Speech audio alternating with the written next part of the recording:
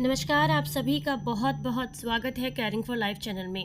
अगर आप सिर दर्द से परेशान रहते हैं, मुंह के अल्सर से परेशान हैं, पेट से जुड़ी बीमारियों से परेशान रहते हैं, इसी के साथ साथ स्लिप डिस्क की दिक्कत है, साइटिका की दिक्कत है, बुखार बहुत लंबे समय से आपको परेशान कर रहा है, या फिर आपको जोड़ों के दर्द में किसी भी तरह की परेशानियां हैं, मांसपेशियों का दर्द है, तो इसके लिए आज की जो औषधि है वो बहुत ही ज़्यादा अद्भुत है।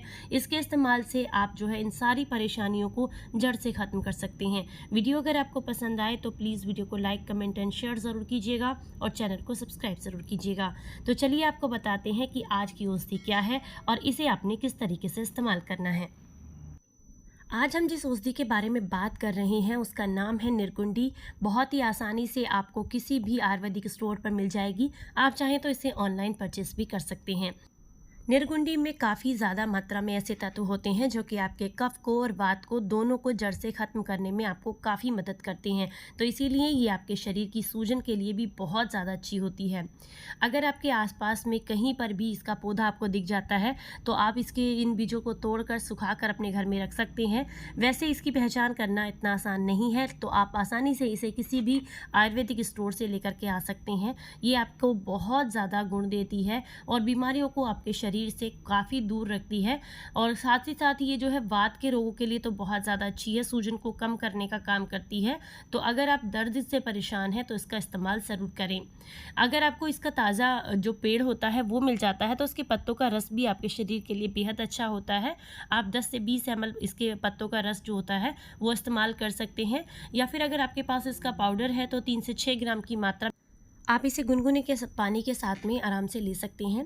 अगर सर दर्द से परेशान हैं तो इसके जो पत्ते होते हैं उन्हें आप पीस कर अगर उनका लेप अपने सर पर लगाते हैं तो आपको बेहद आराम मिलता है सर दर्द में। इसी के साथ अगर आपके पास इसके पत्ते नहीं भी हैं तो भी आप इसका जो पाउडर होता है बहुत आसानी से 2 से 3 ग्राम की मात्रा में अगर दिन में 1 से 2 बार खाते हैं शहद के साथ तो आपको सर दर्द में बेहद आराम मिलता है।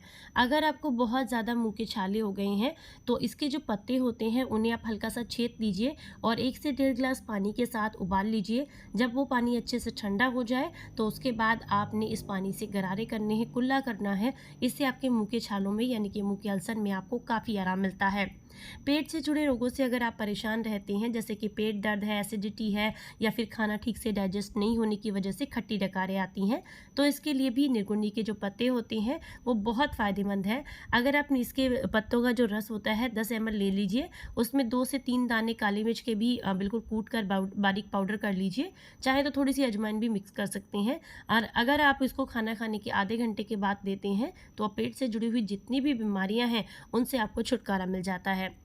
जोड़ों के दर्द के लिए बेहद अच्छी है। तो इसके ये जो दाने हैं इनमें आपने बहुत कम मात्रा में इस्तेमाल करना होता है। तो मान लीजिए 8 से 10 दाने लेने हैं, 1 गिलास पानी में रात भर के लिए भिगोकर रख दीजिए। सुबह उस काढ़े को अच्छे से पका लीजिए। जब उसमें 1-2 उबाल आ जाए तो उसके बाद गैस को बंद करने के बाद आप इसे छान कर पानी का सेवन अगर आप करते हैं सुबह खाली पेट, रोज़ाना करना है 1 महीने तक, तो आपको जोड़ों के दर्द में काफ़ी आराम मिलता है, शरीर से सूजन भी कम होती है।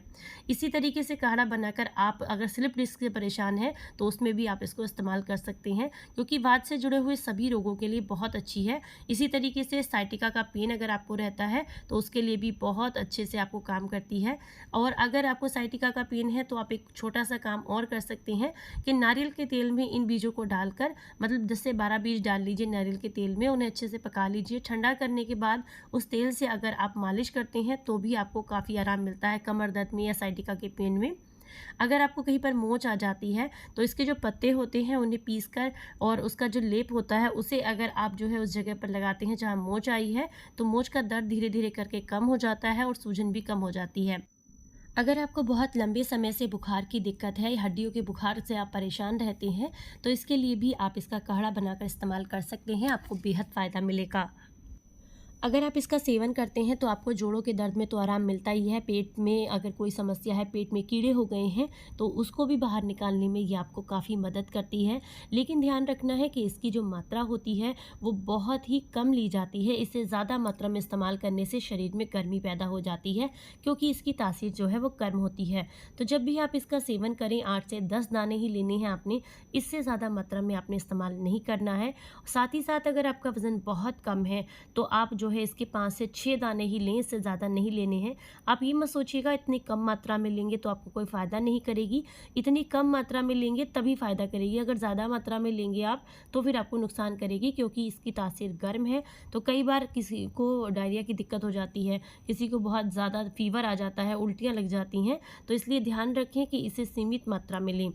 जब आप इसे ले रहे हो तो पानी का सेवन ज़्यादा से ज़्यादा कीजिएगा, ताकि आपके गले में या फिर आपके शरीर में डिहाइड्रेशन ना हो, पानी की कमी ना हो। तो आप इसका इस्तेमाल ज़रूर करें, ये आपके शरीर के लिए बेहद फ़ायदेमंद है। वीडियो अगर आपको आज की पसंद आई है तो प्लीज़ वीडियो को लाइक करें, चैनल को सब्सक्राइब करें। फिर मिलेंगे किसी नई रेमेडी के साथ, तब तक अपना ख्याल रखें और हंसते मुस्कुराते रहें। जय हिंद, जय भारत।